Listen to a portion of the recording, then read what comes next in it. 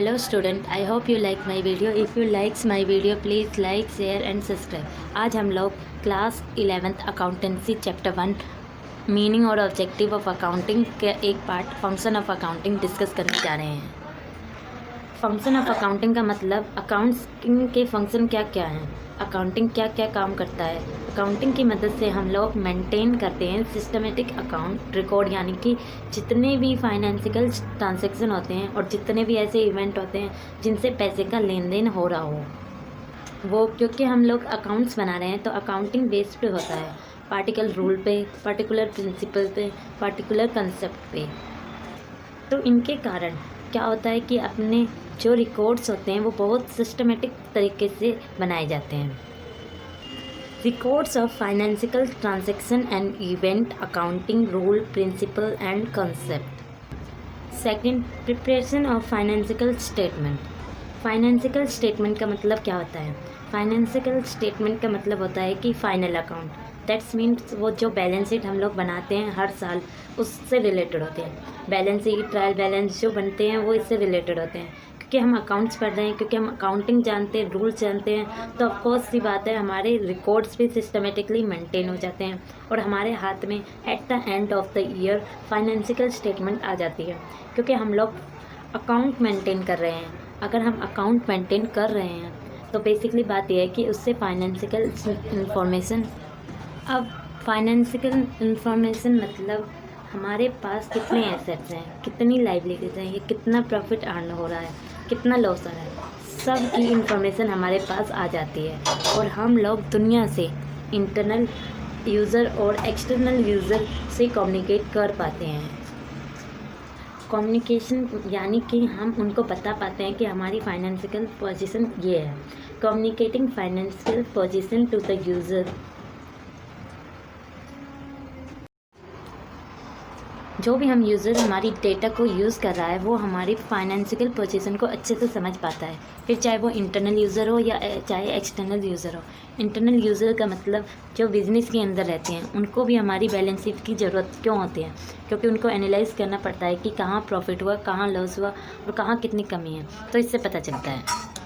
External user मतलब जो हमारे बिज़नेस में इन्वेस्ट करना चाहते हैं, जो हमारे बिज़नेस में इन्वेस्ट करना चाहते हैं उनको वो किस पर्पज़ के लिए इन्वेस्ट करें, उनको हमारी फाइनेंशियल पोजीशन के बारे में पता होना ज़रूरी है कि हम लोग इतना अर्न करते हैं, इतना हमारा प्रॉफिट मार्जिन है, हमारा प्रॉफिट ये है, तो इससे क्या होगा, उनको पता चलेगा कि हम लोग इतना प्रॉफिट अर्न करते हैं, तो उनको विश्वास हो जाएगा कि इस कंपनी में इन्वेस्ट करना सही है या गलत।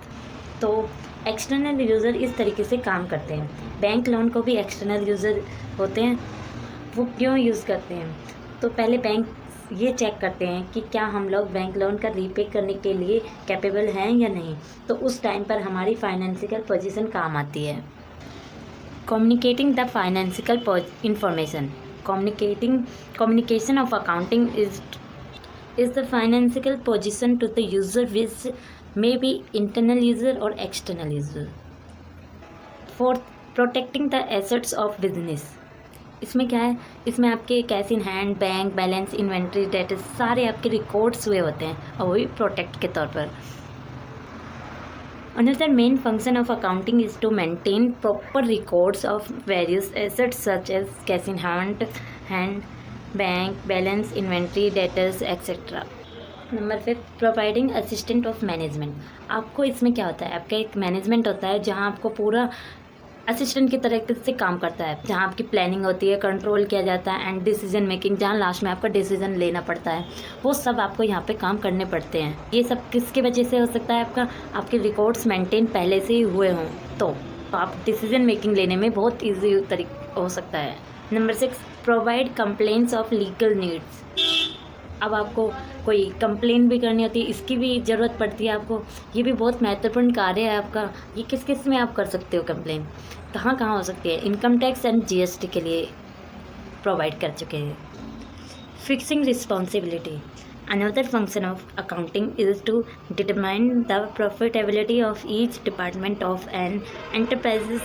It facilitates the fixing of responsibility of each department head. Her department का एक एक हेड होता है और उस पर रिस्पॉन्सिबिलिटी फ़िक्स कर दी जाती है। अलग अलग डिपार्टमेंट होता है। अगर एक ही होगा तो आपको दिक्कत होगी, क्या होगा कि आप सारे मैनेज नहीं कर पाते हो कार्य को। अब क्या होगा, अलग अलग डिपार्टमेंट हो जाएंगे, सेल्स के अलग, परचेज़ के अलग, तो क्या होगा वहाँ वो अपनी अपनी जिम्मेदारी को बखूबी से निभाएंगे। तो इस पर रिस्पॉन्सिबिलिटी भी दी जाती है ताकि वो अच्छा सा काम कर सकें, उनके और मैनेजर के और एम्प्लॉयज़ के बीच एक अच्छा संबंध बना रहे। तो ये भी कार्य करना बहुत ज़रूरी होता है, अलग अलग डिपार्टमेंट को अलग अलग रिस्पॉन्सिबिलिटी देनी पड़ती है। बस this is all about the function of accounting.